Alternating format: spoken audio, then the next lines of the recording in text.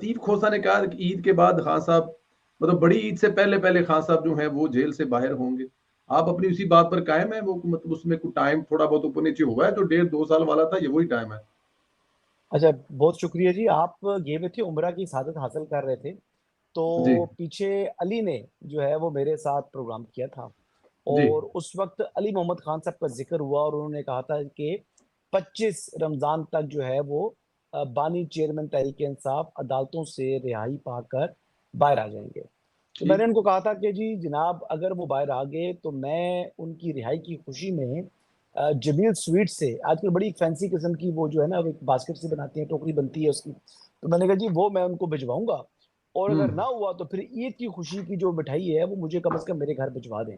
तो मैं दोबारा वही बात रिपीट करता हूँ कि अगर तो जो है लतीफ़ खोसा साहब जिस तरह फरमा रहे हैं कि बड़ी ईद से पहले बारी चेयरमैन तहरीक इंसाफ बाहर आ जाते हैं, तो मैं एक जो बकरा की या कुर्बानी की या कोई भी चीज़ की, तो उसकी एक रान मैं उनको भिजवा दूंगा।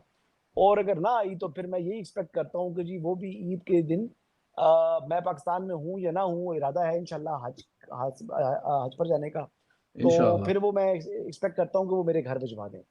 तो बुनियादी तौर पर दूर दूर तक जी कोई आसार नहीं है।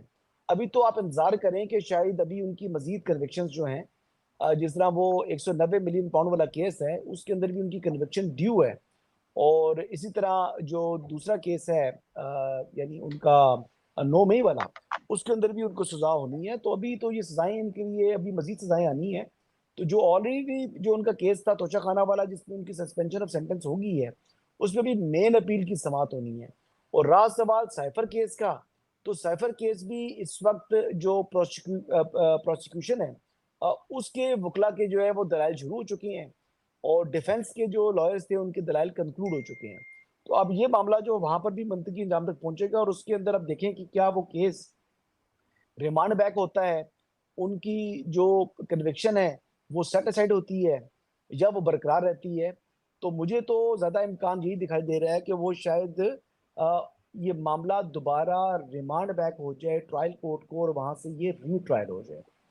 क्योंकि अगर उसमें कुछ मामला हेस्ट में हुआ था जी, कुछ केसेस जो एनए में जो मुकदमात की समाअत हुई है वो बड़ी एक्सपीडिशियसली हुई है, तो उसमें इम्कानात हो सकते हैं कि अगर हेस्ट में ट्रायल हो तो अदालत इस मामले को दोबारा री ट्रायल के लिए रिमांड कर दे ट्रायल कोर्ट को।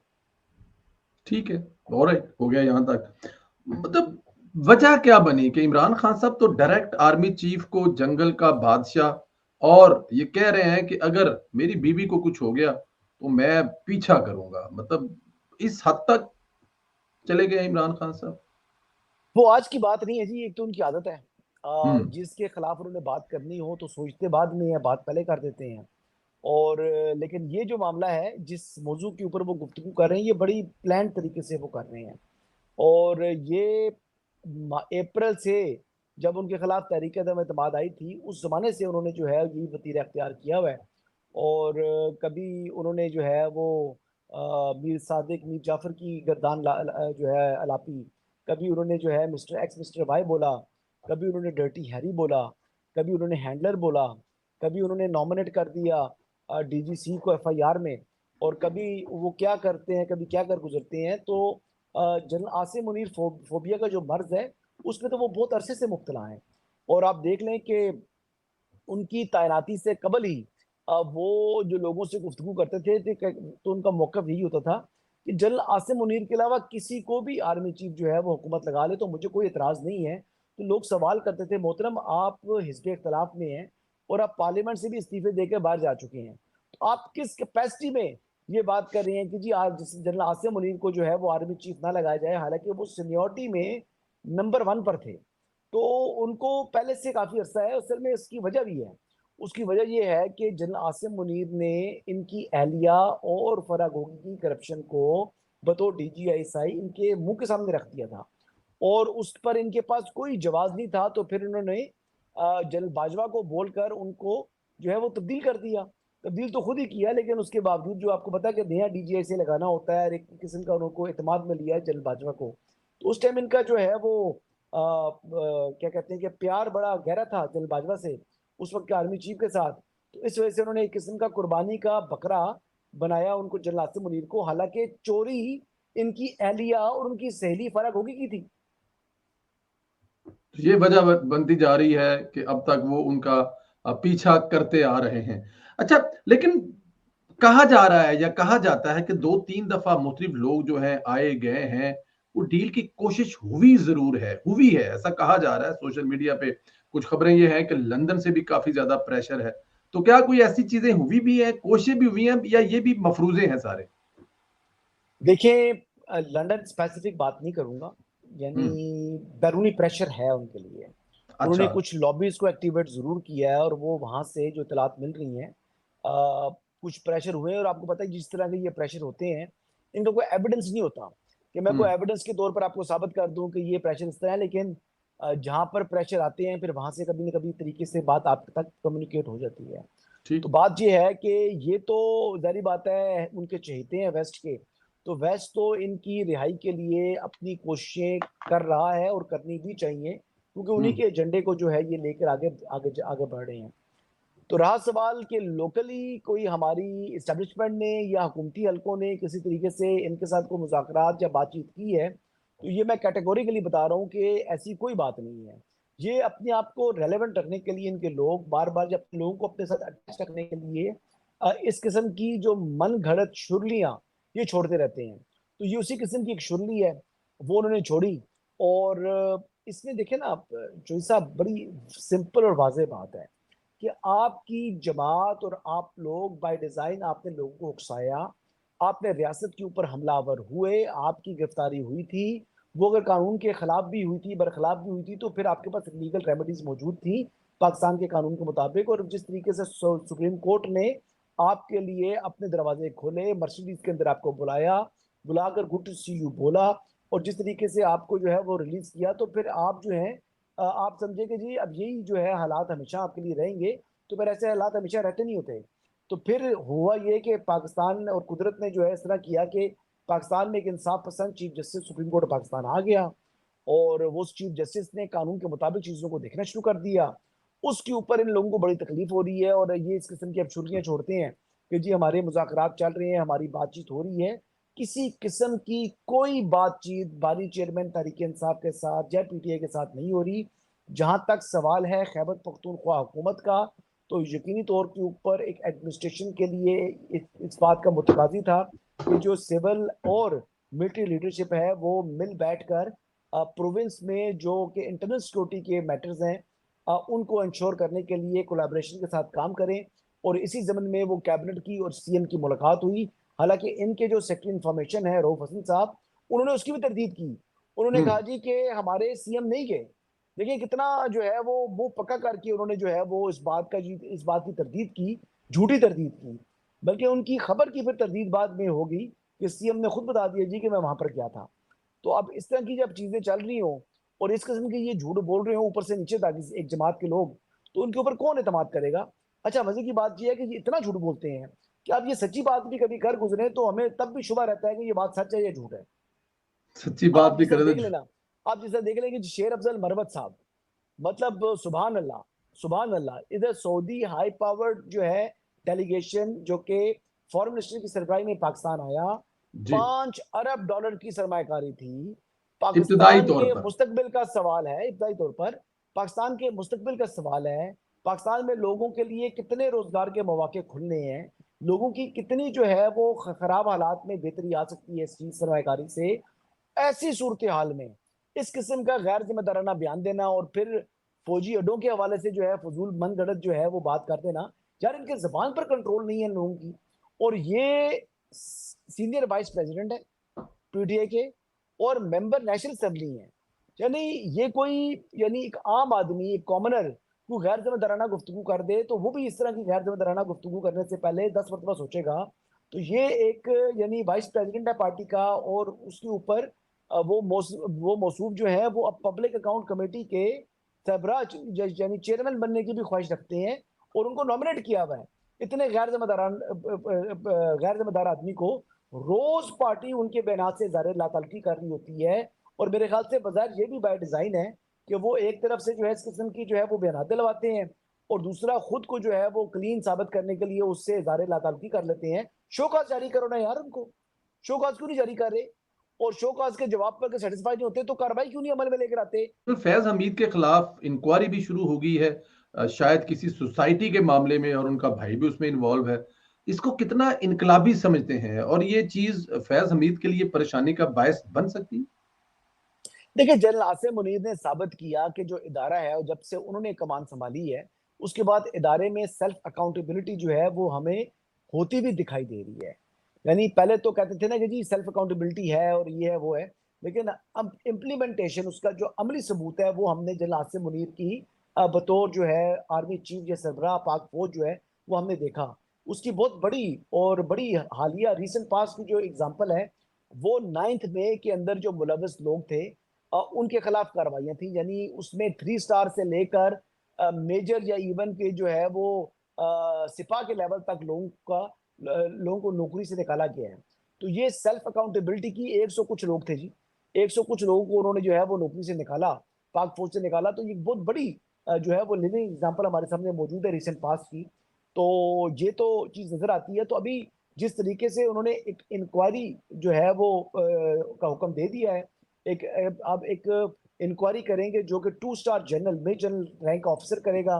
उसके अंदर अब ये बाकी मजीद तफसील नहीं आ सकी कि उसमें कितने लोगों पर मुश्तमिल ये जो है ये इंक्वायरी टीम तश्कील दी है या इंक्वायरी कमेटी तश्कील दी है। इसकी सरबराह का तो हमें मालूम है, इसमें कितने ब्रिगेडियर हैं या इसके दीगर अरकान कौन है उनके बारे में नहीं मालूम, और ये किन पैरामीटर्स के ऊपर इंक्वायरी करेगी ये तो मालूम नहीं है। लेकिन जो ट्रैक रिकॉर्ड देखें अगर आर्मी का, तो उसके अंदर एक चीज बड़ी वाज़ेह है कि आर्मी में इस तरह की जिस जब जो इंक्वायरीज या इन्वेस्टिगेशन जो है वो इनिशिएट होती है तो वो फिर कंक्लूड जरूर होती है। अब हम्म। इसमें इस बात ने मंतकी अंजाम तक जरूर पहुंचना है। यानी ये जो टॉप सिटी स्कैंडल है, इस टॉप सिटी स्कैंडल के अंदर अगर मिस यूज ऑफ अथॉरिटी की है जनरल फैज हमीद ने, तो ये बात आप खातिर जमा रखें कि फिर उनको सजा होगी। और अगर ये जो उनके ऊपर इल्जाम आयद हुए हैं, कंवर मोइज साहब ने जो इल्जाम आयद किए हैं, जो कि टॉप सिटी के मालिक हैं, सीईओ हैं आई बिलीव, तो फिर अगर उन्होंने जो है वो मन घड़त किस्म के इल्जाम आयद कर दिए हैं, तो उसमें फायदा कम से कम जनरल फैज हमीद को ये हो जाएगा कि उनके ऊपर जो स्टिग्मा जो है लगा, वो स्टिग्मा जो है वो उतर जाएगा। यानी कम से कम वो यानी क्लीन होकर सामने आ जाएंगे। तो ये मामला जो है ये बड़ा इंपॉर्टेंट है। और इसके हवाले से मैं उम्मीद करता हूं कि जो अस्करी हल्के हैं वहां से जो इंफॉर्मेशन है उसमें प्रोग्रेस के हवाले से उससे भी आगाह किया जाएगा मीडिया को और अवाम को, ताकि पहले से जो एतमाद है वो एतमाद इदारे के ऊपर मजीद मजबूत हो कि इदारे के अंदर जो सेल्फ अकाउंटेबिलिटी है उसका मैकेनिज्म मजबूत है, और चाहे 3 स्टार लेवल का कोई अफसर क्यों ना हो उसको रिटायरमेंट के बाद भी सजा मिल सकती है। अच्छा, जरा ये बताएं कि किसी हद तक ये तासर पाया जाता है, सोशल मीडिया पर भी लिखा जाता है, कुछ लोग भी बताते हैं कि कहीं ना कहीं से इमरान खान की कोचिंग अभी भी जनरल फैज हमीद साहब कर रहे हैं। क्या अब इतना बड़ा वो रिस्क ले सकते हैं? अब तो चारों तरफ से घिरे हुए हैं। देखिए, उन्होंने उनके बारे में जो बातें पता लगती हैं, क्योंकि मतलब ज़्यादा दूर से तो वो है नहीं, वो ये चकवाल से हैं। और बहुत से लोगों का उनकी फैमिली के साथ पुराने जो है वो ताल्लुकात हैं, और बशमूल मेरे मरहूम वालिद का भी उनकी फैमिली के साथ एक ताल्लुक था, और उनके ससुर के साथ यानी ब्रिगेडियर फारूक साहब। मुझे याद है मैं बचपन में भी उनसे मिलता रहा, और एक टाइम पर जब मेरी उनसे लास्ट मुलाकात हुई थी तो डायबिटीज़ की वजह से उनकी टांग कटी हुई थी अच्छा और जी। He was on a wheelchair. लेकिन वो बड़े अच्छा इज्जत एहतराम का एक रिश्ता था मेरे मरहूम वालिद का और ब्रिगेडियर फारूक साहब का। तो मुझे तो बहुत कुछ मालूम है जी उनकी फैमिली के हवाले से भी। जो उनके बड़े भाई हैं नजफ साहब, नजफ हमीद साहब, वो नजफ हमीद साहब ने भी मेरे मरहूम वालिद की खाला के घर में जो है वो अपना पटवार का कोर्स किया था गोरड़ा शीट के अंदर। तो वो वहां अच्छा पर जी। रहे थे। तो बहरहाल इस तरह की बातें हैं जी। बस इसमें बारे में मैं क्या ज्यादा आपको मजीद तफसील बताऊं। ਤੁਸੀਂ ਦੱਸ ਤਾਂ ਦਿੱਤਾ कि ਤੁਸੀਂ कुछ नहीं कहना कि ਤੁਹਾਡੇ फैमिली रिलेशन ने, होर ਤੁਸੀਂ की दसना है। अच्छा सर, ये मंगला वाले जो कोर कमांडर जो हुए हैं, जो उन्होंने कबल वक्त इस्तीफा ले लिया, सोशल मीडिया पे बड़ा हंगामा है। असल स्टोरी हकीकत है क्या सर इस पे? इस्तीफा लिया नहीं है जी, उन्होंने इस्तीफा खुद दिया है। इस्तीफा दिया गया है, मेरा मतलब, इफ इस्तीफा दिया है जी, आई इफ वो आई लिया मिस नहीं इफ है, आई लिया मिस नहीं गया जी, वो जी इस्तीफा बिल्कुल दिया ठीक है। है। उनकी पर्सनल रीजन थी। अब वो अच्छा रीजन जी। जो है वो शेयर नहीं की गई। लेकिन जिस अच्छा तरीके जी। का रंग दिया जा रहा है कि जी आ, इमरान खान की मोहब्बत में उन्होंने जो है वो इस्तीफा दे दी है, तो ऐसी बात कोई नहीं है। वो उनके प्राइवेट या उनके पर्सनल इश्यूज थे, जिनको उन्होंने ज़ेर बहस नहीं लेकर आए, लेकिन उन्होंने इस्तीफा दिया है, उनसे इस्तीफा लिया नहीं गया। इस्तीफा लिया भी जाता होता है, फौज के अंदर इस्तीफा लिया भी जाता होता है, और 3 स्टार लेवल के ऊपर इस्तीफा, मतलब वो कहते हैं कि आप इस्तीफा दे दें। लेकिन ये जो मेरी इतलात है, वो इस्तीफा दिया नहीं गया, सॉरी इस्तीफा लिया नहीं गया, उन्होंने इस्तीफा दिया है। रीजन नहीं बताई, शायद यही वजह है कि सोशल मीडिया पर खबरों के हम बाहर बस लग वो देते हैं। जितने मुंह उतनी बातें, अब लोगों ने उस बात को जो है वो रबर बैंड की तरह स्ट्रेच करना है। जिस तरीके की बातें कर रहे हैं हमारे कुछ दोस्त, मैं उन बातों से इत्तेफाक नहीं करता। कम से कम ठीक है। मेरे तक ये बात नहीं पहुंची। कम से कम मैं इंसान हूँ, मैं ये कोई खुदाई दावा नहीं है कि जो भी इंफॉर्मेशन है वो 100% सच है, लेकिन मेरी बेस्ट ऑफ माई इंफॉर्मेशन उन्होंने खुद रिजाइन किया, कोई पर्सनल रीजन है उनके। ठीक, बिल्कुल ठीक है। मियाँ साहब, सुना है कि ईद के बाद सरगर्म हो रहे हैं और कुछ पार्टी की सदारत दोबारा संभालने के बारे में भी खबरें चल रही हैं सोशल मीडिया पर। इसमें कितनी सदाकत है कि मियाँ साहब दोबारा पार्टी की क़यादत संभाले? कोई है इस्लामाबाद में इस किस्म की खबरें? नहीं, मैंने इस बारे में बात तो नहीं की, लेकिन मियाँ साहब बिल्कुल, ये जो इरफान सदीकी साहब ने बोला है, इट मेक सेंस। और उनका प्रीवियस ट्रैक रिकॉर्ड भी अगर देखें तो ऐसा ही है। अगर आपको याद होगा कि त्यारा साजिश केस के बाद जो उनको जो है वो एक किस्म की डिस्क्वालिफिकेशन हो गई थी, और वो फिर जो साबिक वज़ीर आज़म मोहम्मद नवाज शरीफ थे, वो पार्टी के सदर नहीं रहे थे। और उस वो के बाद भी 2011 में आई बिलीव वो दोबारा उन्होंने डिसाइड किया था कि जी मैं दोबारा जो है वो हिज़्ब इख्तिलाफ में थे, तो वो पार्टी के प्रेसिडेंट बने थे, और वो जो तकरीब थी, वो तकरीब कन्वेंशन सेंटर इस्लामाबाद में हुई थी। तो यकीनी तौर पर वो पार्टी के प्रेसिडेंट जो है वो दोबारा बनना भी चाहिए उनको, और पार्टी के वैसे ताहयात कायद भी वो हैं। और अगर वो चाहें, मैं पहले ही बता चुका हूँ कि वो, मतलब अभी तो जो यानी फेडरल गवर्नमेंट और प्रोविंशियल गवर्नमेंट दोनों की अकाउंटेबिलिटी वो किसी भी वक्त कर सकते हैं। वो किसी भी वक्त जो है वो पूरी काबीना में बैठकर एज अ गेस्ट, और वो बाय बाय बाय इनविटेशन वो पूछ सकते हैं जी कि आपकी परफॉर्मेंस क्या है। वो ब्रीफिंग ले सकते हैं किसी भी इशू के ऊपर। नवाज शरीफ साहब के ही जो है पार्टी मंशूर के ऊपर जमात ने इलेक्शन जीता, और मरकज में और सूबे में हुकूमत बनाई। गो के मरकज के अंदर कोalition गवर्नमेंट है, लेकिन वहां पर भी वो पार्टी के जो इस वक्त सदर भी हैं और प्राइम मिनिस्टर पाकिस्तान भी हैं, उनसे सवाल जवाब भी कर सकते हैं, उनसे किसी भी इशू के ऊपर जो है ब्रीफिंग ले सकते हैं, और उनको हदायत भी जारी कर सकते हैं। ये उनका बिल्कुल। ये उनका राइट है, ये उनका राइट है। जो लोग कहते हैं ना कि जी वो पंजाब के मरियम नवाज शरीफ साहब वाले इजलासों में क्यों बैठते हैं, क्यों उसकी सदारत करते हैं, तो उनके लिए जवाब ये, वो बहुत अच्छा करते हैं। कोई कानून में उनके अंदर मुमानत नहीं है, वो ये कर सकते हैं और वो आइंदा भी करेंगे। तो जिनको इसकी तकलीफ है, वो बस अपना जो है ना वो इलाज करें, या अगर इसकी जलन है तो वो बरनोल मिलती है मार्केट में, वो बरनोल ले लें, वो इस्तेमाल करें, इंशाल्लाह फाका हो जाएगा। लेकिन असल बिल में बात यह है ना कि वो कई ऐसी जलन होती है, ऐसे हादत लोग होते हैं कि वो जलन उनकी खत्म नहीं होती, चाहे बरनोल भी इस्तेमाल कर लें। चाहे बरनौल भी करके, क्योंकि बड़ी पक्की किस्म दी होती है जलन। सर, 6 जजों का केस है वो सुप्रीम कोर्ट में शुरू होने वाला है। क्या देख रहे हैं इसमें क्या होगा सर? देखिए जी, इसमें इस केस को मंतकी अंजाम तक पहुंचना चाहिए। चीफ अच्छा जी। जस्टिस काजी फाइज ईसा बशमूल तमाम जो जजेस हैं सुप्रीम कोर्ट के, अब देखना यह है कि ये कितना रुकनी बेंच बनता है, क्योंकि जस्टिस जाया अफरीदी ने तो रिक्यूज कर दिया। उनके मुताबिक जो कि बात उन्होंने इख्तलाफी नोट लिखा है, जो अपना नोट लिखा है, जब रिक्यूजल दिया है, जो उन्होंने बात लिखी, मैं उससे 100% मुतफिक हूँ कि सुप्रीम कोर्ट को एडमिनिस्ट्रेटिव साइड के ऊपर इस मैटर को देखना चाहिए था। इसको जुडिशियल साइड के ऊपर नहीं लेकर आना चाहिए था। और सेकंड, उन्होंने ये भी कहा कि जिन जिन जिन जजेस के ऊपर प्रेशर था, उनको अपने इख्तियारात का इस्तेमाल करना चाहिए था। तो उन्होंने इख्तियारात का इस्तेमाल नहीं किया, तो ये तो मेरे ख्याल के मुताबिक जो खत लिखकर ये जजेस खुद फंस चुके हैं, 6 जजेस, इन्होंने बेसिकली एक जाल बिछाने की कोशिश की chief justice Islamabad high court के खिलाफ, चीफ जस्टिस आमिर फारूक के खिलाफ। लेकिन साजिश या कोई अपना जो जाल बिछाने की कोशिश करता है, लेकिन अल्लाह को कुछ और मंजूर होता है। तो फिर ये मामला जो है उन्होंने एक्सपोज होना था, और ये मामला सुप्रीम कोर्ट में इसी वजह से आया है। और मुझे उम्मीद है कि इसके अंदर जो ये जजेस हैं, जो इल्जामात आयद किए हैं, ये इल्जामात इनको लिए साबित करना बड़ा महंगा पड़ेगा उनको। ये साबित कर नहीं पाएंगे। इल्जामात आयद करना बड़ा आसान होता है, उनको साबित करना और सच को लेकर आना सामने, ये इतनी अखलाकी जुर्रत जो है उनके लिए उनके अंदर शायद मौजूद नहीं होगी, क्योंकि अगर इतनी जुर्रत होती तो 1 साल वो इंतजार ना करते, और जो मुलाकात वो करके इश्यूज सॉर्ट आउट कर चुके थे, उन इश्यूज को सॉर्ट आउट करने के बावजूद उन बातों को रिप्रोड्यूस करके अपने खत में लिख दिया, जो कि मुनासिब नहीं था। टारियान जेड वाइट वाला केस जो है, उस पर बेंच 1 साल हो गया कॉन्स्टिट्यूट किया हुआ है चीफ जस्टिस आमिर फारूक ने, लेकिन ये जजेस जो है वो उस केस की समाअत तक नहीं कर रहे, तो अखलाकी जरूरत तो इनमें इतनी है। बिल्कुल ठीक है। जस्टिस अतर मिनल्लास के नाम पर कुछ इतराज वगैरह हो रहा है, क्या वो बेंच से अलहदा हो जाएंगे, बेंच टूट जाएगा?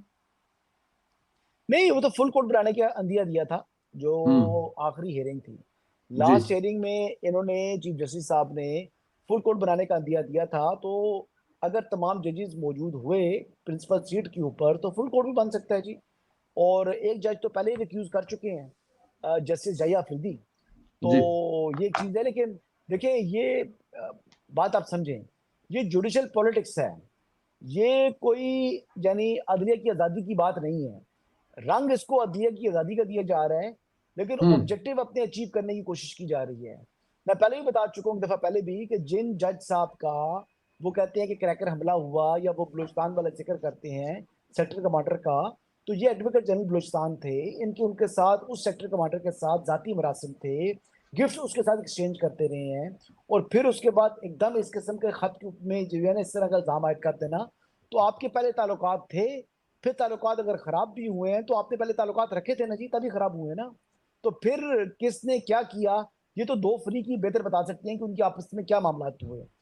जो दूसरे एक जज साहब हैं जिनके घर से वो कैमरा बरामद हुआ, उन जज साहब ने आज तक उसकी एफआईआर जो है नहीं कराई, आज तक एफआईआर के लिए दरखास्त नहीं दी, रपट तक नहीं कराई। तो जब आप 1 साल तक रपट जो है तक नहीं जो नहीं करवाते, और आप एक्सपेक्ट करते हैं, और फिर साथ आप ये शोर भी करते हैं कि जनाब ये अध्यय की आज़ादी के ऊपर हमला है और सर्विलेंस हो रही है, तो जनाब आप लॉ नोइंग एक पर्सन है, आप खुद जो है फौजदारी मामलात को ये जज साहब बहुत समझते हैं, तो फिर इन्होंने दरखास्त क्यों नहीं दी, एफआईआर क्यों नहीं कराई। एक आम सिटीजन जो है वो एफआईआर लॉन्च कर सकता है, वो एफआईआर की एप्लीकेशन दे सकता है। तो आपने ऐसा अमल ना करके जो है आपकी मुजरिमाना गफलत नहीं है।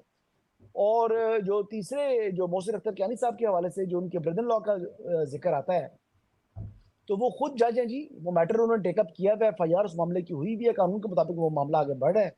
तो इस सारे जो तीनों मामलात हैं, ये तीनों मामलात तो एक तरफ हो गए, और बाकी 3 जजेस, यानी उन 3 जजेस ने जो है वो खत पर दस्तखत क्यों किए, बैती गंगा में जो है वो हाथ धो रहे थे, या विदाउट एनी एविडेंस जो है वो आप विदाउट एनी, कोई आपके साथ ऐसा इशू हुआ नहीं है तो आपने जो है वो खत लिख दिया क्यों, सिर्फ पॉइंट स्कोरिंग करनी थी, या ये जुडिशियल पॉलिटिक्स का हिस्सा बनना चाह रहे थे आप, क्या बात है।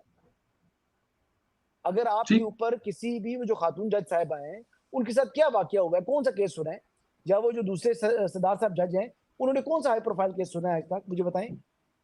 पंजाबी च धड़ा कुटना भी तो कहता है ना, कि हो सकता है धड़ा कुट नहीं, रहे हो। ये तो फिर आप जो है वो आप अगर एलाय बनना चाह रहे हैं, आपने साइडें लेनी है, तो फिर आपका ये जुडिशियल मिसकंडक्ट है, फिर आपके हम्म। खिलाफ कार्रवाई होनी चाहिए, क्योंकि आप कोई जो है वो खुदा ना खास्ता मुकद्दस गाय तो नहीं है, फिर आप भी कानून के जो है वो अंडर है। फिर आपने इस तरह से स्कैंडलाइज किया अपने चीफ जस्टिस को, आपने स्कैंडलाइज किया इस्लामाबाद हाई कोर्ट को, जो कि कॉन्स्टिट्यूशनल इदारा है, और आपने ये चीज भी साबित की कि आप खुद इनसिक्योर हैं, और आप बजाय जो आपने खत में कहा कि आप डरे हुए हैं, अगर आप इतने डरे हैं, इतने बुजदिल हैं, तो फिर तो आपको जज रहने का राइट ही नहीं है, दे इस्तीफा, घर जाए और को जज आए। बिल्कुल ठीक है, दे इस्तीफा, घर जाए, कोई और जज जाए, लेकिन यहाँ पर कहा जा रहा है कि जो बड़े जज साहब हैं उनकी एक्सटेंशन की तैयारियां हो रही हैं, मुद्दत मुलाजमत तोसी हो रही है, तो घर जाने के लिए तो शायद कहा जा रहा है कि वो भी राजी नहीं है। इसमें क्या हकीकत है? काजी साहब एक्सटेंशन ले रहे हैं, तस्वीर ले रहे हैं? वैसे ये जो एक्सटेंशन की बात है ना, यानी हम्म। चीफ जस्टिस की टर्म को 3 साल करने के हवाले से, जी। ये बात मैंने साकिब निसार साहब के दौर में भी सुनी, ये अच्छा बात जी। मैंने आसिफ कोसा सिद्दीकी साहब के साहब। जमाने में भी सुनी, फिर ये मैंने बदियाल साहब के जमाने में भी सुनी, और अब ये काजी साहब के जमाने में भी ये बात सामने आ रही है। लेकिन मैं कहता हूँ अल्लाह करे हो जाए।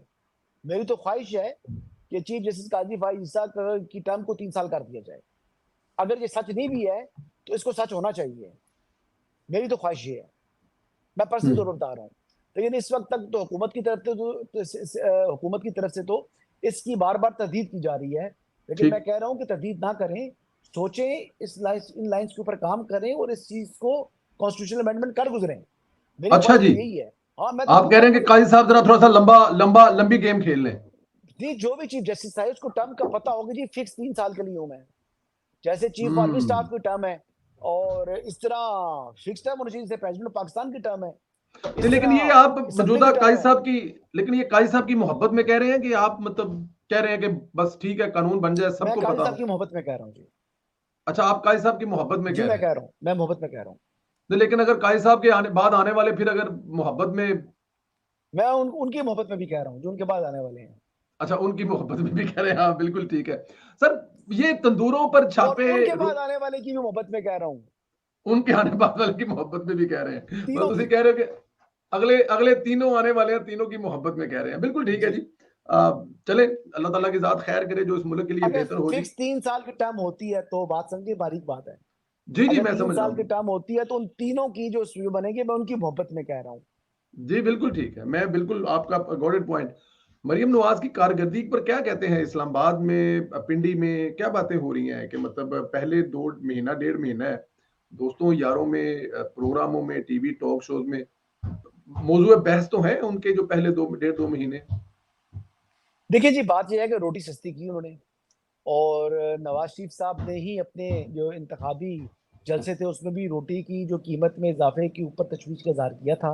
जी तो एक ऐसा इकदाम उठाया है मुस्लिम लीग नवाज ने, उसको फॉलो किया केपी गवर्नमेंट ने भी, यानी पंजाब के अंदर जो किया और उसके बाद उसको फॉलो करने के लिए पीछे आई केपी की हुकूमत, जो कि अच्छी बात है। देखिए, अगर ठीक। अच्छी चीजों की कॉपी। वो फॉलो करेंगे, उसको कॉपी करेंगे, तो इसको आपको भी और मुझे भी अप्रिशिएट करना चाहिए। देखिए, अली अमीन गंडापुर ने भी इस वक्त तक बिहेव कर रहे हैं, और मरियम नवाज परफॉर्म कर रही हैं। और हम्म। मरियम नवाज की जो परफॉर्मेंस है, 3 4 वुजरा ऐसे हैं जी, मैं नाम नहीं लूंगा, वो अपनी सेल्फ प्रोजेक्शन के ऊपर लगे हुए हैं प्रोविंशियल कैबिनेट के अंदर, और वो सेल्फ प्रोजेक्शन जो है ना, वो उनकी खत्म होनी चाहिए। और देखिए, अब मैं नाम नहीं लूंगा, उन वुजरा को थोड़ा सा जो है ना वो कहें कि जी आप सेल्फ प्रोजेक्शन में अपनी थोड़ी कम करें बस। अब मुझे ढूंढने पड़ रहे हैं कि वो कौन से हैं जिनकी तो सेल्फ फिर आप ढूंढ कहाँ से लेना, वो, आप ढूंढ लें। तो ये कहाँ सेल्फ पे वो। प्रोजेक्शन से ज्यादा जो है वो काम करें। देखिए, मैंने देखा ना कि अ, मरीम नवाज शरीफ साहबा जिस तरीके से काम कर रही हैं, वो अगर मरी में भी गई हैं तो जी। मरी में भी उन्होंने इजलास बुलाया, फिर स्कूल चली गई, वहां पर बच्चों के साथ घुली मिली। मैं हॉस्पिटल का दौरा किया, हॉस्पिटल में जाकर देखा, जो कि जो हॉस्पिटल के जो जो बड़े डॉक्टर्स थे उनको बुलाया, उनसे पूछा, फिर किसी बात पर जो है उनकी सरजनिश की, हदायत जारी की। तो गवर्नेंस क्या होती है? ये गवर्नेंस होती है, और क्या गवर्नेंस होती है? आप सही। इजलास कर रहे हैं, आप छुट्टियां नहीं कर रही, अगर छुट्टी भी बनती है उसमें भी आप काम कर रही हैं। तो मेरे ख्याल से she is performing very well. और पंजाब गवर्नमेंट के हवाले से ओवरऑल इस वक्त तक मजमूई तौर पर जो है वो प्रोग्रेस